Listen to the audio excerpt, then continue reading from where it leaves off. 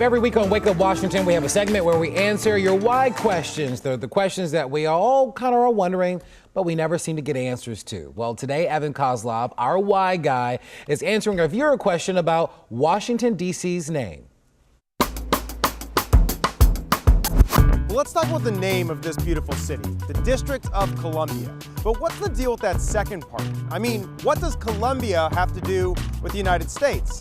Well, we're not the only ones with this question. Hi, my name is George. Yeah, that's George. He's one of our viewers. Basically, he says he's lived here for 73 years, just north of the city, and has always wondered this question: why is it the District of Columbia? Well, the simple answer here is it's named after Christopher Columbus, but that's just scratching the surface. There's actually a lot more to the story. So let's bring it all the way back to 1697, into the mind of this guy, Justice Samuel Sewall from Massachusetts. He wrote this poem where he described the colonies as Columbina.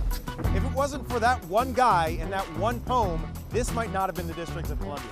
But he wrote it, and 41 years later, it was still being used. Columbia popped up in a magazine called The Gentleman's Magazine. And before you ask, no, this was not like Playboy. It actually recapped debate in British Parliament. Soon enough, Americans started to embrace the name. There was just this poetic feel to it, and the name Columbia was meant to just embody all the good things about America. Eventually, the name would turn into this image. Throughout American history, you'll find drawings of the goddess Columbia. To steal a great description from Atlantic magazine, she was like Uncle Sam's older, classier sister.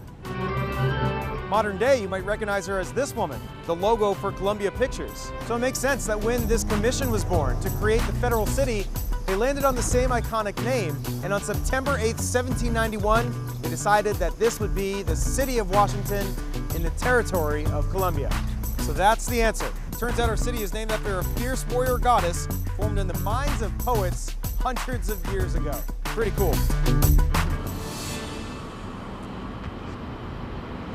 Okay, so we are live out here at DuPont Circle, and these days you could still see Columbia all over our culture. There's Columbia University, named after Columbia, of course. There's the Columbia Space Station. Even what you're watching right now, CBS, used to be known as the Columbia Broadcast System. So there you go. You can see Columbia all over the place. Look, I want to answer your questions if you have any. You can contact me on Twitter at ekoslof, on Facebook, Evan Koslof Reporting, or you can email me at ekoslof@wsa9.com. All right, there you go. There's the why for the day. Back to you guys in the studio. Evan, you know, you're getting a lot of love here in the studio. Everybody's like, wow, gee, didn't know. Cool stuff, Evan. Fierce warrior goddess. That's the point. I want to tell you something that you don't already know about. I don't want it to be obvious. Yeah, kind of cool. Fierce warrior goddess says a lot about the city. Evan, thank you. We appreciate it, buddy.